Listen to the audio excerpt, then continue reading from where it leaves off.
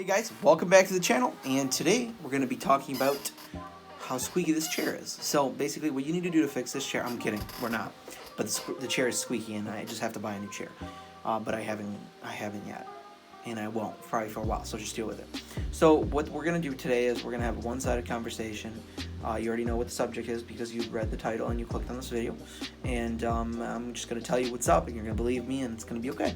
But that's not true, actually. I'm here, I don't want to offend anyone. I'm just giving my opinion, and I want to hear what you guys have to say about it. And, you're probably going to call me stupid because that's what happens on YouTube and anywhere on social media.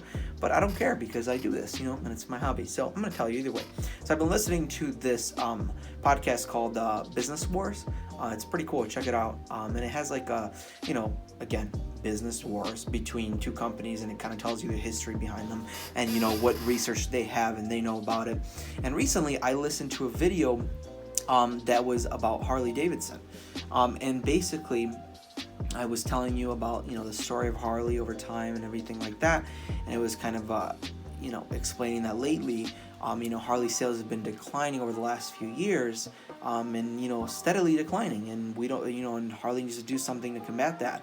And I was watching some opinions on YouTube from different people, so I could kind of, do that kind of research to see other opinions. I Googled some stuff, just look into it, and I formulated my own opinion. So what I was thinking is, Harley Davidson, and I agree with most people online, what they're saying, is making the same bikes, except they are more expensive, and they might be a little better, but they're overpriced for what you get, and some of them have issues that they shouldn't have, especially for that price range, and they're just they're not competing well with the other companies, and that's what people's opinion is. Especially they're saying that the new Livewire bike too expensive. It's close to $30,000.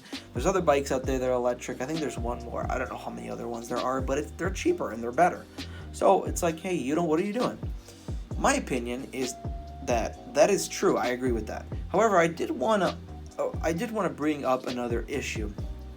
What I am thinking is, lately, I think if we were to take, I don't know if motorcycle sales are declining overall.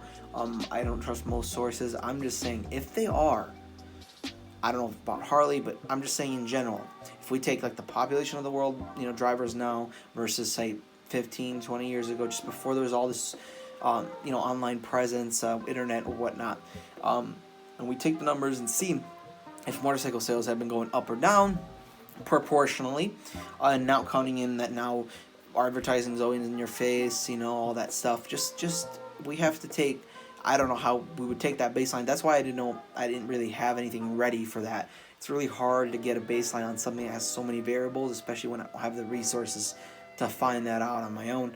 So say they are declining, okay? Let's just set that as a precedent. I think that some of it has to do with the presence of social media and the availability that people have, to videos and news regarding motorcycle accidents and fatalities, which is, it's very sad that nowadays, that not nowadays but always, that people have had crashed on their motorcycles because of other drivers or because of what they did. I don't know, whatever the scenario is. And it's very sad, and nowadays I think we see a lot of it.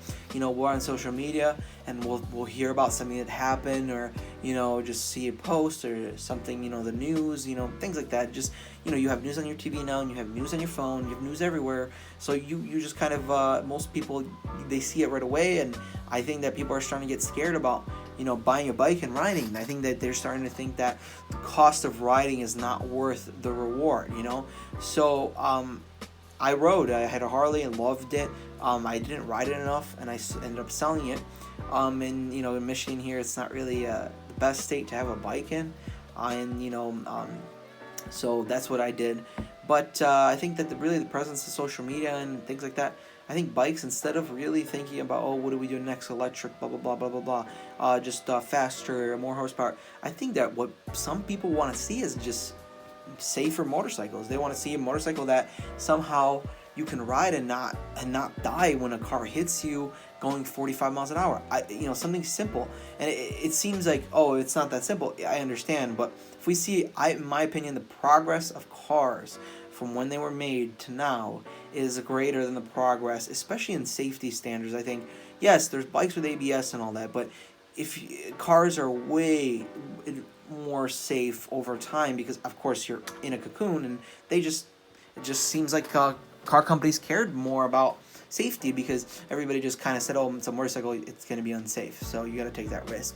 But no, that's not true. I've seen some future concepts that I don't know where they're from, but some pictures that were like interesting. I saw cars, motorcycles that were like in this cocoon, and if you just Google concept motorcycles, and it was kind of cool. I was thinking, what if somebody made a bike that was enclosed, so you could get in and then it would close above you or something when you wanted it to, and you could maybe have a setting where you can open it so you can also get that breeze, whatever.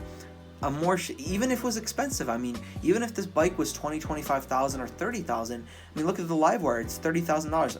Can't you build a bike that has this option of closing, opening with with some safety standards that in most cases could save your life? And say you got hit and the motorcycle fell and started spinning, that it just wouldn't disintegrate, and you just wouldn't die instantly. You know what I mean? Like things like that. So I think that we need to really start looking into the safety of motorcycles and how that can improve, and I think that will draw more buyers to motorcycles. And I think, yeah, this whole electric thing is cool. They're fast and everything, but that's not what my generation is looking for 100%. Most people I know, I mean, they don't really care about electrification. They just want something safe, something fast, something fun. They don't really care about electrification. Yeah, that's fine, but you need, on top of electrification, you need safety standards. You need something that's safe, because people are going to get scared and not want to buy it. It goes the same for cars.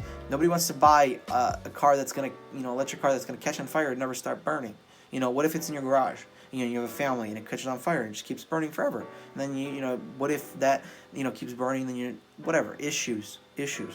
So that's just my opinion on the matter. Let me know what you guys think. And let me know if is there any kind of videos you want to see, or you want me to talk about anything and give you my opinion on it. And then we can kind of start different discussions. If you like this video, give us a thumbs up, subscribe, share, and I'll catch you guys next time.